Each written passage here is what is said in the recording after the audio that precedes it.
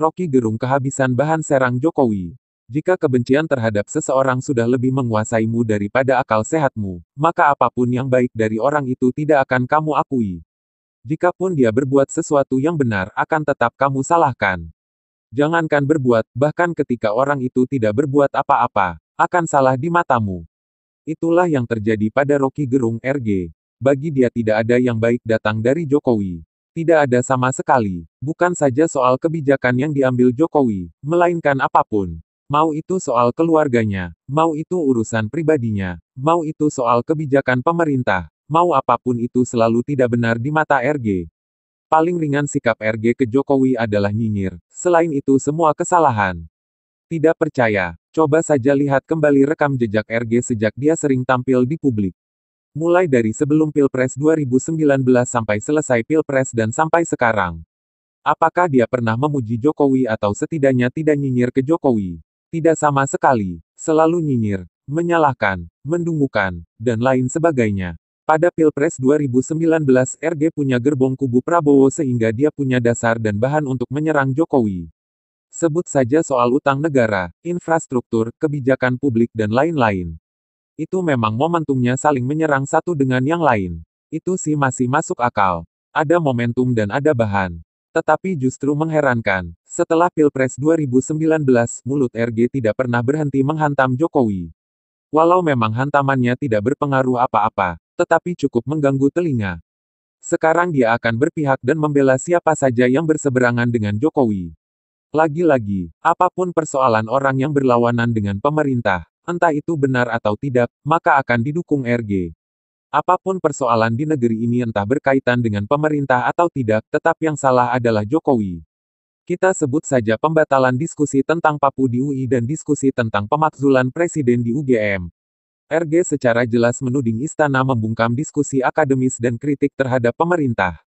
Padahal kalau kita mengikuti pembatalan diskusi di dua kampus tersebut dilakukan panitia sendiri. Yang di UI dibatalkan panitia karena pihak kampus merasa keberatan dengan narasumber provokator Veronica Koman. Sementara yang di UGM dibatalkan panitia sendiri karena merasa ada ancaman. Yang disalahkan RG, tetap saja Jokowi. Sekarang RG membidik Jokowi melalui kasus Novel Baswedan. Maklum kasus ini cukup membuat bangsa ini gaduh walau sebenarnya tidak perlu dijadikan gaduh.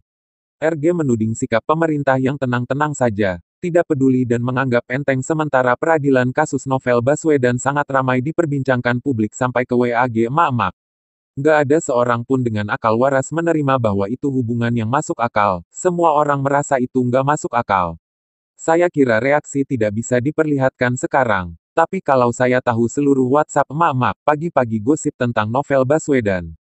Seluruh WhatsApp webinar yang dilakukan tertutup di antara kalangan praktisi hukum juga bicara soal Novel Baswedan.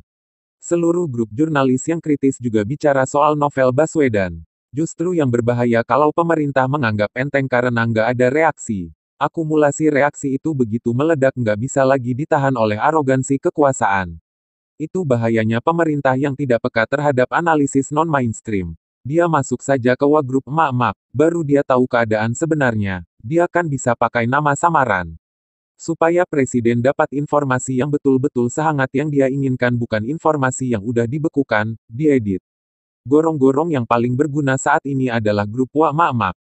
Rocky Gerung, Tribun News. Dia meminta Jokowi masuk ke WAG emak-emak untuk mengetahui situasi real karena di sanalah akan tampak situasi sekarang di mana reaksi publik terhadap kasus. Entah ini usulan masuk akal atau komentar paling bodoh yang pernah saya dengar. RG sebenarnya berusaha mendramatisasi reaksi publik terhadap tuntutan jaksa penuntut umum terhadap penyiram Novel Baswedan yang dirasa tidak adil dan tidak masuk akal. Dia juga memancing pemerintah agar melampaui kekuasaan dan mengurusi kasus Novel Baswedan. Dua tujuan yang menurut akal sehat kalau dilakukan justru akan menunjukkan kebodohan. Banyak pihak memang merasa tuntutan jaksa itu tidak masuk akal. Tetapi jaksa punya argumentasi hukum tersendiri kenapa dia menuntut hanya 1 tahun. Tidak ada salahnya memang publik bereaksi terhadap tuntutan seperti itu. Toh bukan hanya itu saja peradilan yang terasa tidak adil di negeri ini. Pun serius rendah apapun peradilan Novel Baswedan, tidak ada urusan pemerintah untuk mengintervensi itu. Jokowi sebagai presiden pun hanya bisa turut mendukung peradilan yang adil. Presiden tidak bisa mengintervensi proses hukum kasus Novel Baswedan sama seperti dia juga tidak mengintervensi kasus hukum Ahok dan kasus-kasus lain. Yang justru jadi tidak masuk akal adalah RG. Tampaknya RG sudah kehabisan bahan untuk menyerang Jokowi sampai dia memainkan kasus Novel Baswedan yang sama sekali tidak ada kaitannya dengan Jokowi. Kalau sudah habis bahan, kunjungi Cendana saja tuk cari bahan atau beri tausiah di markas Kadrun. Mereka pasti menggelinjang kegirangan dengar RG bicara. Salam dari rakyat jelata.